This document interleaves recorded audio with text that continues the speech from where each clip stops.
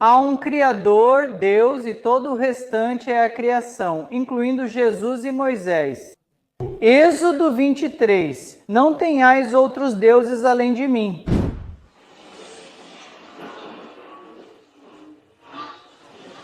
Bem, eu sou Irfan, sou de Chicago, estou com o Dr. Sabel Ahmed. Estamos aqui para conversar sobre a fé, a paz, os profetas e o propósito da fé. Estamos aqui, ele vai falar sobre o tema que lhe foi dado: Islã, o propósito dos profetas e o que mais? Paz. Então, por favor, sintam-se à vontade para fazer qualquer pergunta. Durante e após a palestra, esperamos muitas perguntas. Não existe pergunta ruim ou difícil. Façam qualquer pergunta. E vamos começar com o Dr. Sabel. Certo, bem. Está alto. Começo em nome de Deus, o mais benevolente e misericordioso. E saúdo todos vocês com a mesma saudação que Jesus deu aos seus discípulos. O que você acha que foi a saudação que Jesus deu aos seus discípulos? Segundo o Evangelho de João. A paz esteja com vocês. A paz esteja com vocês. Sim, então nós dizemos que seguimos Jesus também, junto com outros profetas. Então, quando nos encontramos, essa é a saudação que damos uns aos outros. Em árabe, Assalamu alaikum, que significa a paz de Deus esteja sobre você. Antes de vir aqui, eu estava conversando com meu amigo Irfan. Fomos convidados por membros da Igreja de Santa Maria, que são católicos e acreditam na Bíblia e no cristianismo. Ok, Irfan, o que você acha que seriam alguns dos pontos em comum que podemos conversar com nossos amigos cristãos?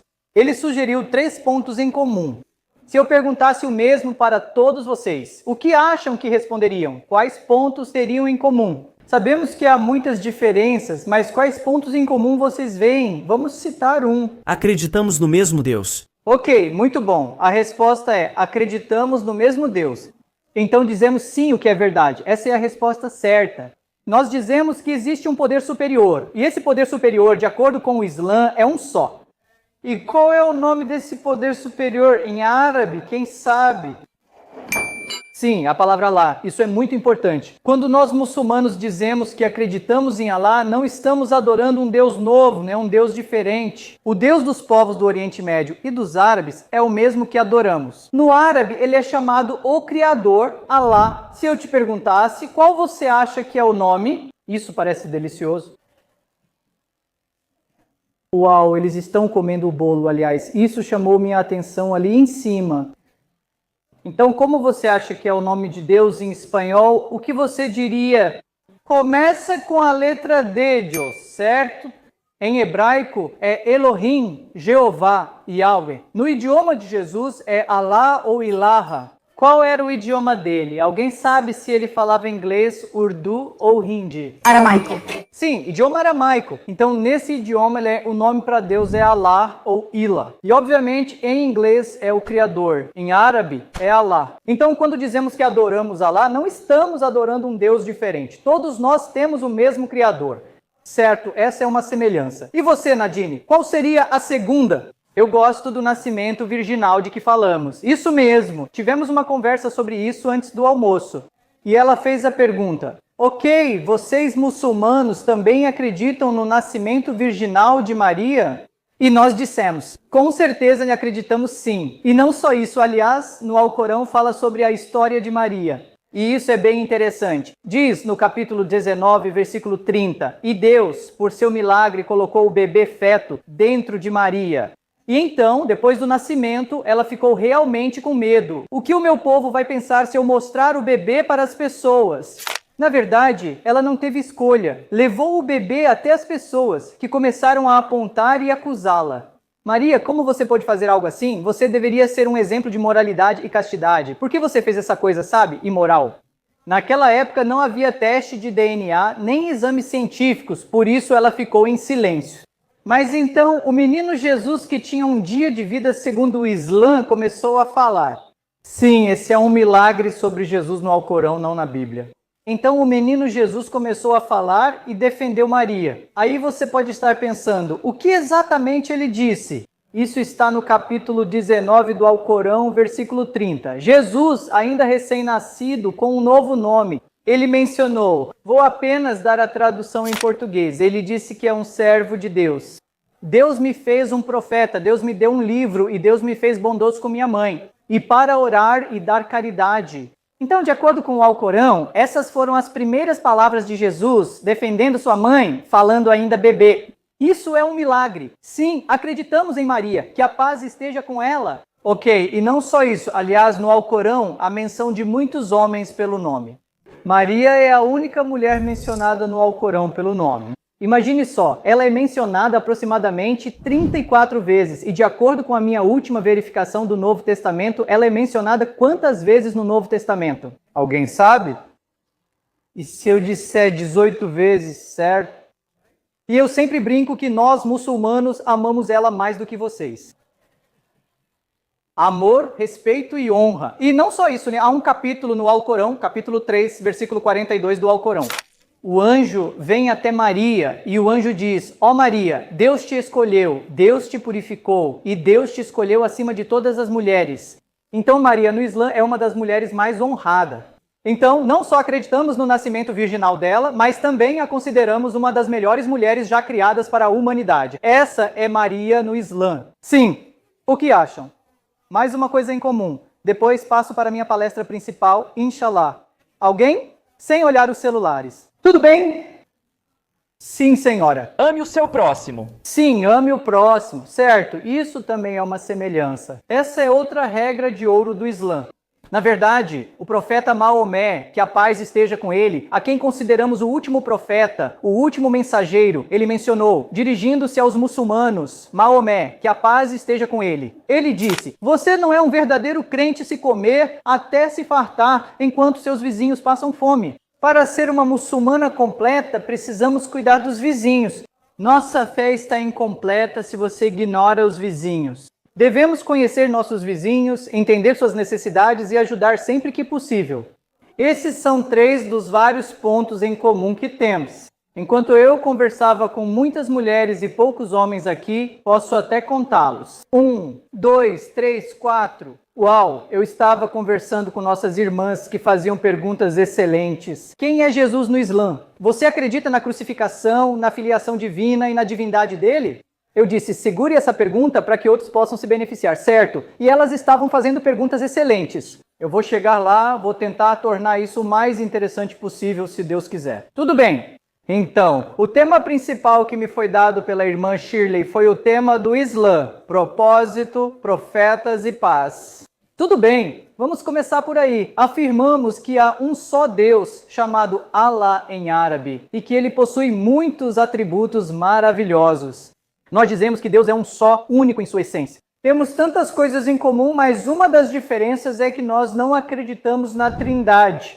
Afirmamos que Deus é um, não 3 ou múltiplas pessoas. Se quiser, pergunte-me o motivo na sessão de perguntas e respostas. Tudo bem, como uma das senhoras, esqueci seu nome. A irmã Betty perguntou: você nasceu e cresceu muçulmana. Por que você escolheu o Islã como fé? Pesquisou outras religiões? Respondi: ótima pergunta, faça na sessão de perguntas e respostas. Tudo bem.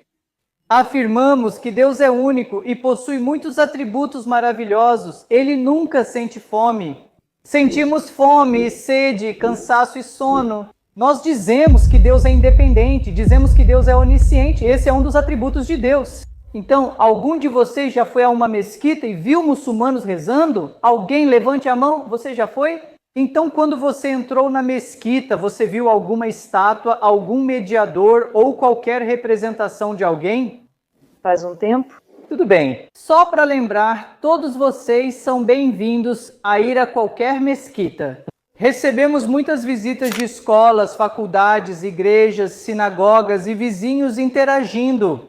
Então, venham mesmo se tiverem a oportunidade. Aluguem um ônibus amarelo, tudo bem? E venham à nossa mesquita. Ficaremos mais do que felizes. E vamos oferecer comida para vocês, aliás. Tudo bem, lá em cima, junto com a apresentação e o tour pela mesquita. Então, se você for a qualquer mesquita, não há nenhuma representação, não há imagem de nenhuma pessoa ou de nenhum ser.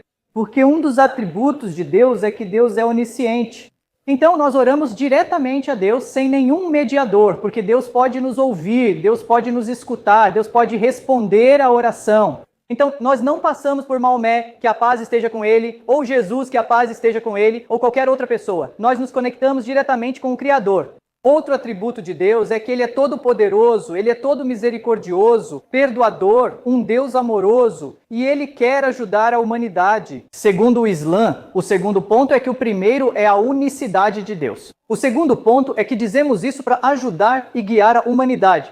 Deus não se transforma em humano, animal ou parte da criação, Ele continua sendo Deus. Mas dentre os humanos, Ele escolhe mensageiros e profetas e lhes dá a revelação. Então nós acreditamos em muitos profetas e muitos mensageiros. Então, a próxima pergunta do quiz para todos vocês é: vocês conseguem citar talvez 3 profetas que são comuns no Antigo Testamento ou na Bíblia junto com o Alcorão? Quais profetas vocês acreditam que os muçulmanos seguem? Abraão, Abraão, sim. Quem mais? Moisés, Profeta Moisés e Amós, Amós. Acho que Amós não está no Alcorão, mas é um profeta da Bíblia. Elias. Sim, quase todos os profetas do Antigo Testamento também aparecem no Alcorão. Então, de acordo com o Islã, o primeiro profeta é o profeta Adão. O primeiro homem é o primeiro profeta. Depois também consideramos o profeta Noé, o profeta Abraão, Ismael e Isaque, e Moisés, Davi e Salomão. E então consideramos Jesus como um profeta, um dos profetas, e depois consideramos o último profeta. Como essa pessoa? Quem é? O nome dele começa com M, Muhammad, certo? Que a paz esteja com ele. Então dizemos que todos os profetas vieram com uma ideologia fundamental que Deus deu a eles. Essa ideologia era: diga ao seu povo que humanos não devem adorar outros humanos, ídolos, animais ou qualquer criação. Eles devem adorar apenas o único Criador. Essa era a ideologia de todos os profetas e mensageiros. Então, como você acha que é o nome dessa ideologia em árabe? Submissão somente a um Deus. Existe uma palavra em árabe que significa o conceito de submissão a um Deus. Qual você acha que é esse versículo? Começa com as letras ISL. Ele sabe, né? Procuro dar o máximo de dicas. A palavra Islã, sim. Então a gente diz que o Islã era aquela ideologia. Submissão a Deus concedida a todos os profetas e mensageiros do passado. Todos vieram com uma só fé, a fé de submissão a um Deus. Em árabe, chamamos de Islã. Qual é minha evidência? No Alcorão, capítulo 3, versículo 51, Jesus diz ao seu povo que só existe um Deus. Adorem só a Ele, esse é o caminho reto. Capítulo 3, versículo 51. Alguém está anotando, acho. Vou apresentar rapidamente uma ou duas passagens do Antigo e do Novo Testamento. Como no Antigo Testamento, em Deuteronômio 6:4, perguntaram ao profeta Moisés que a paz esteja com ele. Quem é Deus? E Moisés respondeu com o Shema. Ele disse: ouve, ó Israel, o Senhor nosso Deus é um só. Nós afirmamos concordar e crer nisso. E então Jesus, que nós consideramos um grande profeta, ele foi questionado por uma pessoa judia. De todos os mandamentos do Antigo Testamento, qual você acha que é o mais importante? Quantos mandamentos existem no Antigo Testamento? E não diga que são 10. São mais de 10. Pode continuar. Alguém? 613, 613 para ser exata. Não me peça para citar todos. Tudo bem, eu não vou. Tudo bem. Então, tantos mandamentos, e essa pessoa, ele queria saber de todos os mandamentos, Jesus, qual é o primeiro, o maior de todos? Em Marcos 12, 29, Jesus disse: ouve Israel, o Senhor nosso Deus é um só. Ame a Ele com todo o coração, mente, alma e força. Esse é o primeiro mandamento. Ao falarmos de muçulmanos, concordamos totalmente. Depois, Deus nomeou Muhammad como mensageiro final. Que a paz esteja sobre ele, segundo a fé islâmica, para reconduzir as pessoas ao monoteísmo e à submissão a um único Deus. Então esse é o segundo dos 4 conceitos importantes no Islã. O terceiro conceito importante é que Deus deu livros aos profetas anteriores, ou seja, revelações. Eu devo dizer que Moisés recebeu a Torá. Afirmamos que Abraão recebeu pergaminhos, que Davi recebeu algo e que Jesus também recebeu algo. Afirmamos que Maomé, que a paz esteja com ele, recebeu um livro. Qual o nome dele, em que nós muçulmanos acreditamos? Que veio de Deus, dado a Maomé, que a paz esteja com ele. Não é a Torá, aliás.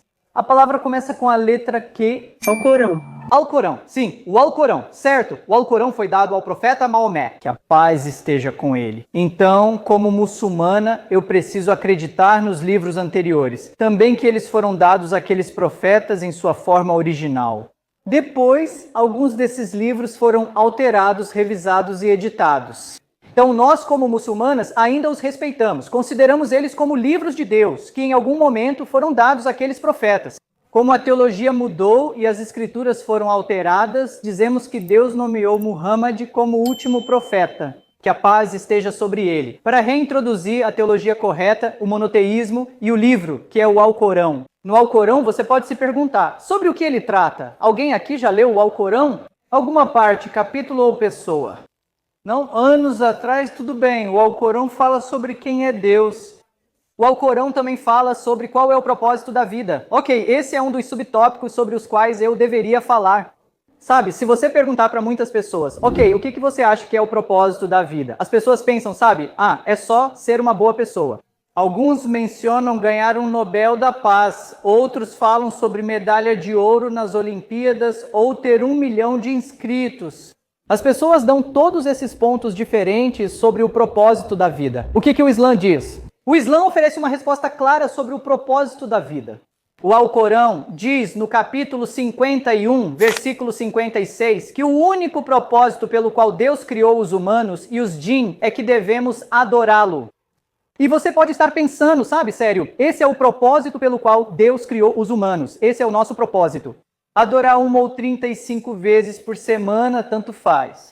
Mas a adoração no Islã não se resume a frequentar igrejas, mesquitas ou templos e rezar. No Islã, adoração é um conceito holístico. Qualquer boa ação feita para agradar ao Criador é considerada adoração. Como muçulmana, compartilho minha fé para construirmos pontes e trabalharmos pelo bem comum da sociedade. Na verdade, neste momento, estou adorando a Deus. Ajudar vizinhos é adorar a Deus. Ajudar meus pais na velhice é adorar a Deus. Lutar contra o racismo é adorar a Deus. Lutar contra a opressão de qualquer pessoa em qualquer lugar do mundo também é adorar a Deus. Então esse é o propósito de acordo com o Islã pelo qual Deus criou a humanidade. E o último conceito importante no Alcorão é que o Alcorão tem soluções para os problemas da humanidade.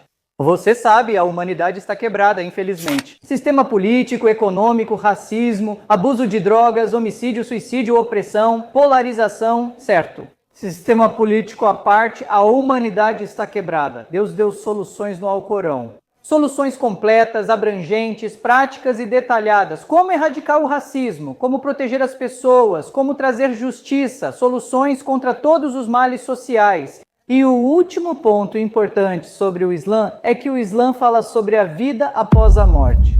Porque, obviamente, assim como nossos irmãos e irmãs da fé cristã, o Islã também diz que haverá um fim para a humanidade, um fim para toda a criação. Mas então, o Islã diz que cada ser humano será trazido de volta à vida e haverá um dia do julgamento. Assim como em escolas e faculdades, somos avaliados por professores com base em presença, provas e exames, certo? Participação. Também afirmamos que nossa avaliação ocorrerá no dia do julgamento. Como vivemos? Então, de acordo com o Islã, uma pessoa vai para o paraíso se ela tiver a fé correta e praticar boas ações. Significa adorar apenas a Deus sem adorar humanos, ídolos, animais ou a criação. E então praticar boas ações, as ações que são aprovadas pelo Criador. Mesmo falhando ao fazer o melhor no Islã, nos arrependemos diante do Criador. No Islã não existe isso de alguém morrer pelos seus pecados, alguém carregar os seus pecados. No Islã é necessário se arrepender diretamente ao Criador com sinceridade, pois Deus é todo perdoador, misericordioso e amoroso. Esses são os 4 conceitos principais do Islã: unicidade de Deus, profetas, escrituras e vida após a morte. Certo, vou terminar isso logo, ok? Quero responder o máximo de perguntas possível. Deixe-me terminar com esta passagem importante do Alcorão. Essa passagem é muito relevante, especialmente hoje, com tantas situações acontecendo no mundo. Essa passagem está no capítulo 49 do Alcorão, versículo 13. A passagem diz em inglês que Deus fala à humanidade, ó seres humanos. Eu os criei a partir de um único homem e uma única mulher, e os fiz em nações, povos e tribos, para que se conheçam, não para que se odeiem, desprezem ou discriminem. Deus está dizendo que devemos nos conhecer uns aos outros. Então Deus diz que o melhor entre vocês é aquele que é bem educado, temente a Deus e piedoso. Espero e oro. Essa é a mensagem do Islã. Sempre há pessoas boas e ruins. Mas nunca devemos julgar uma fé por causa de algumas pessoas ruins dessa fé. Dizemos que o Islã é perfeito, mas os muçulmanos não. Se alguns muçulmanos fazem algo errado ou vão contra o Islã, nós os culpamos. Nós condenamos eles, mas não condenamos a fé, porque a fé é perfeita, os crentes não são.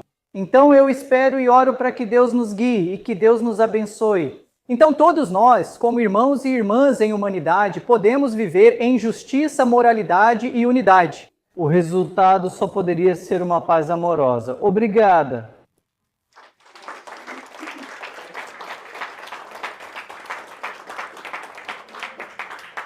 Muito obrigada. E vamos abrir para perguntas. Tudo bem? Sim, senhora. Eu não quero falar esta noite. Vai em frente. Quando você fala sobre como você morre e vai para o paraíso, houve uma época em que muçulmanos estavam se matando junto com outras pessoas para poderem chegar ao paraíso. De acordo com as notícias, acho que isso fez todo mundo julgar essa religião de forma errada. E eu só queria dizer que, como você disse no final, há muitas maçãs podres, não é como deveria ser. Existem maçãs podres. Então você concorda, né? Porque existem 2 bilhões de muçulmanos ao redor do mundo. Existem 57 países de maioria muçulmana no mundo. Nem todo país muçulmano ou grupo segue os ensinamentos do Islã. Assim como existem 2 bilhões ou 1,4 bilhões de católicos ao redor do mundo. Nem todo católico é perfeito. Não quero julgar a fé católica, a Bíblia ou Jesus, que a paz esteja com ele. Mas as ações, digamos, dos cruzados, ou as ações dos inquisidores espanhóis, ou das pessoas que vieram e cometeram genocídio contra os nativos americanos ou qualquer outro grupo, em nome do cristianismo e da Bíblia, se eles cometerem qualquer crime, eu nunca, jamais condenaria o cristianismo. Da mesma forma, se qualquer grupo que se autodenomina muçulmano estiver cometendo injustiça, opressão, convertendo alguém à força ou prejudicando civis, nós condenamos esses indivíduos. Espero que você entenda a diferença entre as ações dos muçulmanos e os ensinamentos do Islã. Sim. Entendo, só penso que às vezes outra pessoa precisa expressar isso melhor. Verdade, verdade. E você está fazendo... Sim, não, muito obrigada. Sabe, por esse motivo, mesmo vindo de outro estado interestadual, tudo bem. Fiquei muito animada ao receber a ligação da irmã Shirley. Quando educamos umas às outras, o medo do desconhecido desaparece. Na verdade, é uma história engraçada, né? Eu nasci e cresci na Índia. Na Índia, eu costumava assistir à mídia e a mídia passava uma imagem muito negativa dos americanos e dos Estados Unidos. Quando me mudei para cá com meus pais, estava com muito medo pela minha vida. Enquanto esperava o ônibus amarelo para a escola, eu sempre olhava para trás para ver se alguém vinha me atacar com uma arma. Certo, é essa a imagem mostrada na mídia. Ao chegar aqui e conhecer meus colegas americanos, professores e vizinhos, percebi que a mídia criava uma percepção falsa em minha mente.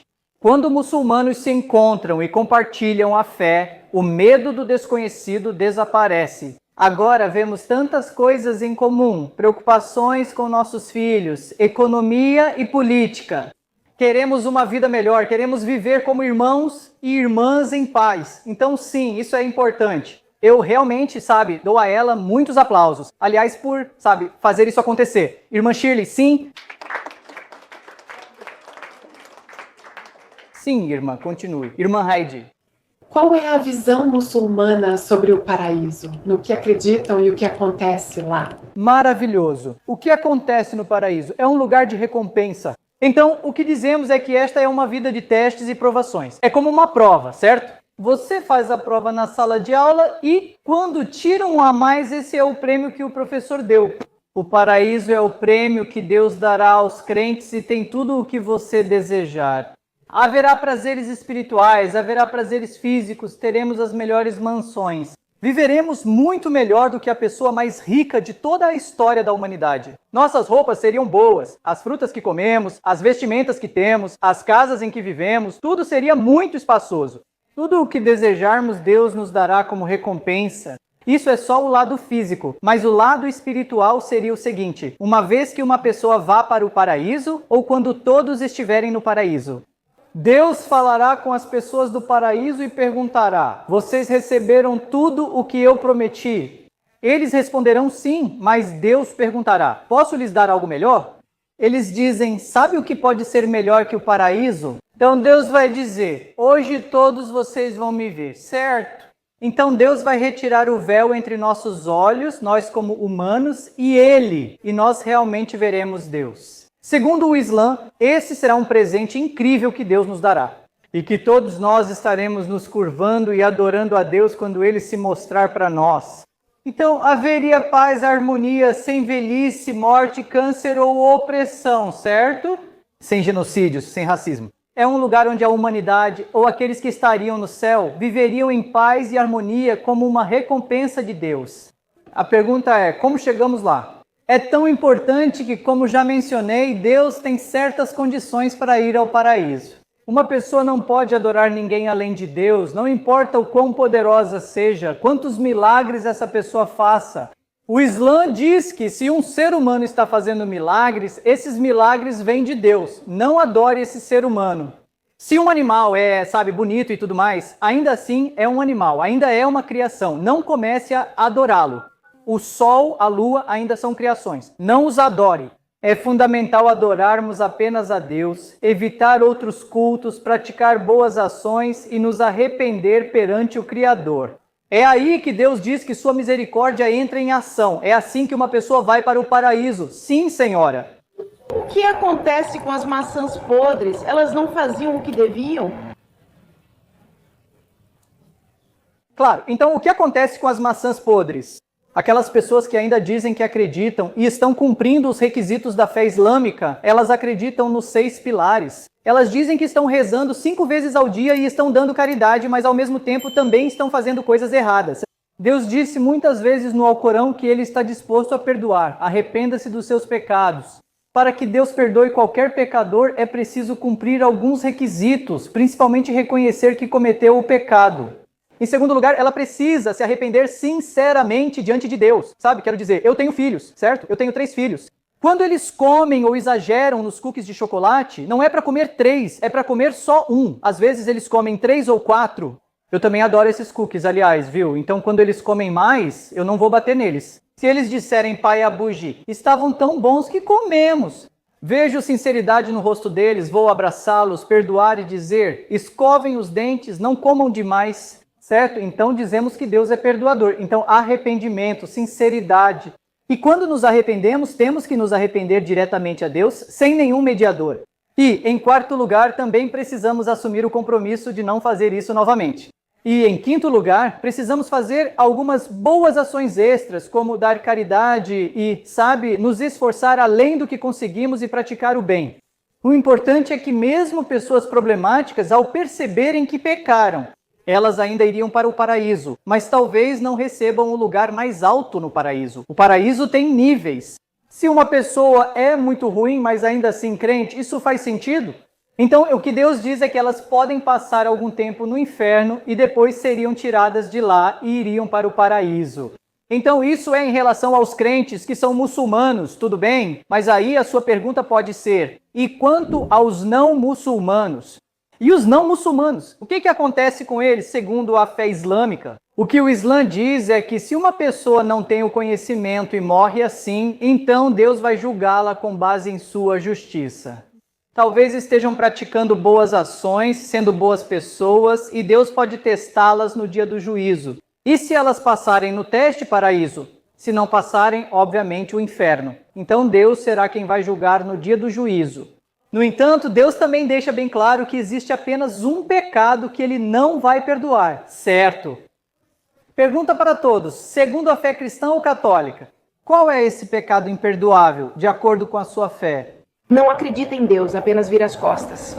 Blasfêmia contra o Espírito Santo. O Espírito Santo, esse é o pecado imperdoável. No Islã, o pecado imperdoável é este, que uma pessoa diz que acredita em Deus. Agora coloca um humano, profeta ou animal junto ou no lugar de Deus. Elas estão associando parceiros. Em árabe, isso se chama shirk. É quando alguém associa parceiros a Deus, colocando outra pessoa junto dele ou em seu lugar. E se morrerem assim, não serão perdoadas. Então é importante que saibamos as condições de acordo com a fé islâmica. O que faz uma pessoa acabar no inferno? O que faz uma pessoa ir para o paraíso pela graça de Deus? Então parece que, sabe, muçulmano é muito parecido com católico, luterano, com outras religiões, exceto por essa questão de Jesus. Então por quê? Porque os muçulmanos não acreditam que Jesus ressuscitou e que ele é realmente Deus. Mas nós acreditamos que ele realmente é Deus, o Filho de Deus. E que ele foi enviado por Deus para morrer por nós e ressuscitou. E isso foi a prova de que ele ressuscitou. Sem falar em todos os milagres e tudo mais que vem junto com isso. Vamos para a segunda parte da palestra. Brincadeira, mas essa pergunta é importante. Essa é a pergunta mais importante.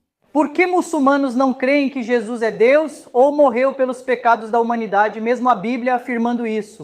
Dizemos que Jesus era apenas um profeta, não Deus ou Filho de Deus, porque o Alcorão, que acreditamos ser de Deus, afirma isso. No capítulo 4, versículo 75 do Alcorão, diz que Jesus era só um profeta entre muitos outros mensageiros. Eles morreram antes dele. Ele e a mãe costumavam comer juntos.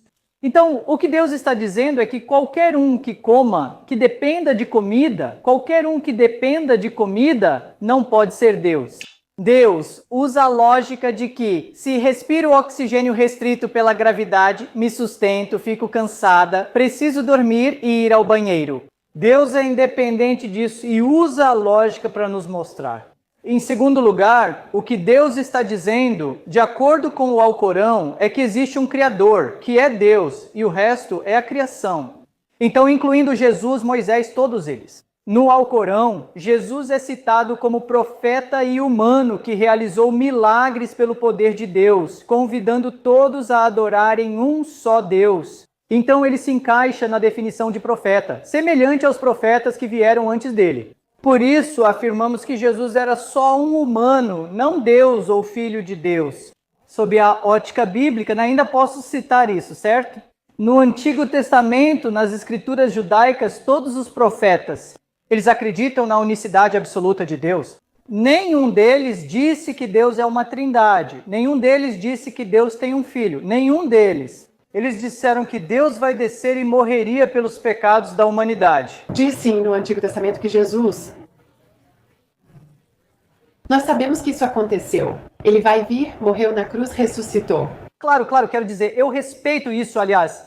Na verdade, como todos os profetas do Antigo Testamento, eles falaram sobre a unicidade de Deus. Você conhece o primeiro dos 10 mandamentos? Em Êxodo, capítulo 20, versículo 3 diz: "Não terás outros deuses além de mim." Deuteronômio 6,4 diz: "Ouve Israel, o Senhor nosso Deus é um só." No livro de Isaías, Isaías está dizendo, nos capítulos 43 e 45, que não há outro Deus. Eu sou o primeiro, eu sou o último. Jesus é Deus. Ok, ele é Deus encarnado. Portanto, isso envolve a Trindade. Sei que vocês não acreditam e acho que essa é a principal diferença. Claro. Essa é a diferença. Jesus é nosso Deus. Claro. O Alcorão. Eles não acreditam em demônios ou diabos? Anjos. Sim, uma das 6 crenças do Islã é acreditar em um só Deus. A segunda, acreditar nos anjos. Certo. Nós realmente acreditamos nos anjos como anjo Miguel e anjo Gabriel. Mas uma pequena diferença é que nós não consideramos Satanás como um anjo caído. Afirmamos que Satanás pertence a uma espécie diferente chamada Jinn, J-I-N-N. Portanto, ele é dessa espécie. Acreditamos em demônios. Na verdade, não deveria chamá-los assim. Eu diria que Satanás desobedeceu a Deus e então há seus seguidores. Então são eles que estão causando confusão. Eles sussurram para os humanos fazerem coisas ruins. Então nós acreditamos nisso. Essa é a segunda crença, a unicidade de Deus. A primeira são os anjos, depois os profetas, os livros e o dia da ressurreição, o dia do julgamento. A sexta crença é a fé no destino divino.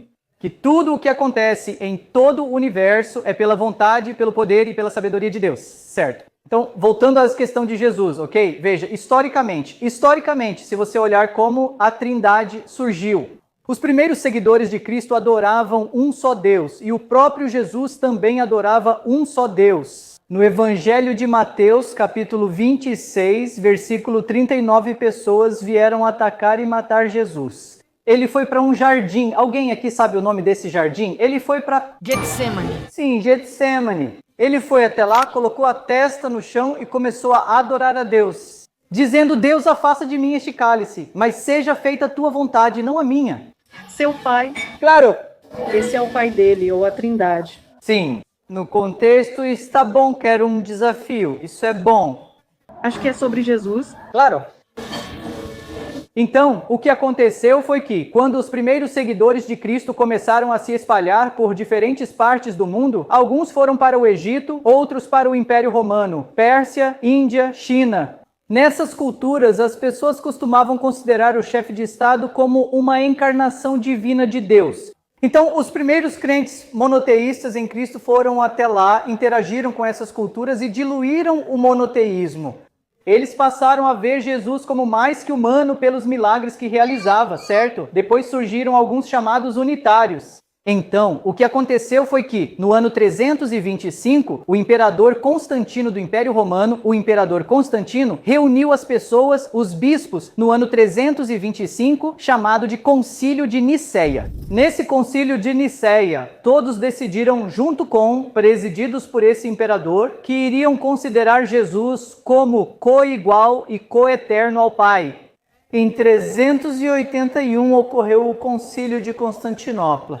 Nesse concílio, eles acrescentaram o Espírito Santo, ou Espírito Sagrado. Assim, a Trindade virou crença ortodoxa do cristianismo ou do catolicismo em 381 séculos após a partida de Jesus. Então, o que estou tentando dizer é o seguinte: ok, se você pegar a expressão filho de Deus é um termo metafórico, de acordo com o dicionário bíblico de Eaton. A palavra filho ou filho de Deus costumava ser usada pelo povo judeu na época de Jesus e antes disso. Uma pessoa piedosa, uma pessoa justa, costumava ser chamada de filho de Deus. Por isso, há muitos filhos de Deus no Antigo Testamento, como Davi, chamado de filho de Deus. No Salmo 2,7, Davi é chamado de filho unigênito de Deus. Adão é chamado filho de Deus em Lucas 3,38, Jacó também é chamado filho de Deus. Efraim e os pacificadores são chamados filhos de Deus. Então, as palavras filho de Deus e filhos de Deus são termos metafóricos. Os judeus sabiam, mas os cristãos interpretaram literalmente e atribuíram a Jesus. Veja, a Trindade foi criada mesmo que Jesus tenha dito, quando perguntado sobre Deus, ele disse: Deus é um só.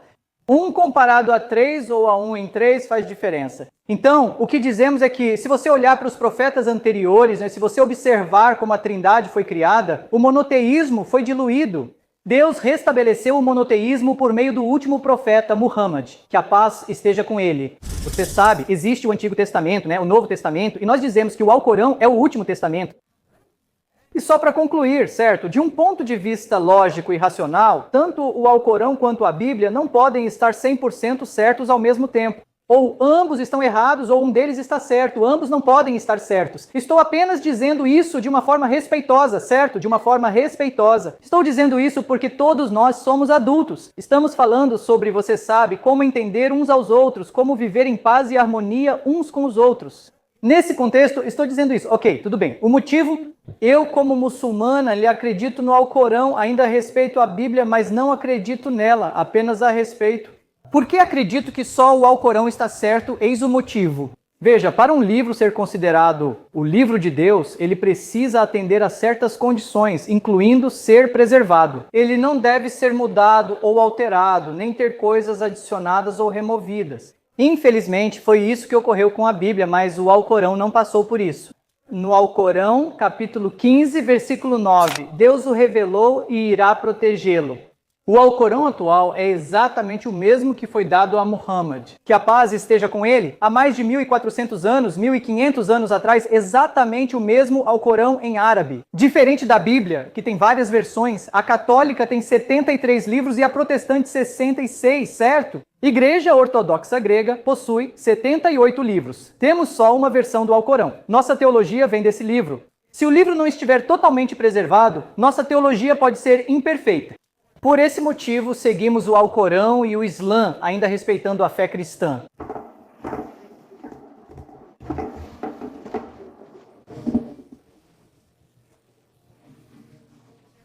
Não, mas essas são perguntas boas e importantes, certo? Não queremos só suavizar as coisas, também precisamos com respeito entender, certo? Essas são as semelhanças, essas são as diferenças, ainda com as semelhanças e ainda com as diferenças. Como ainda podemos nos respeitar, nos amar e viver como irmãos e irmãs sob a orientação de Deus? Essa é a mensagem. Sim, irmã. Você ia dizer algo sobre a situação de Gaza, Palestina e Israel?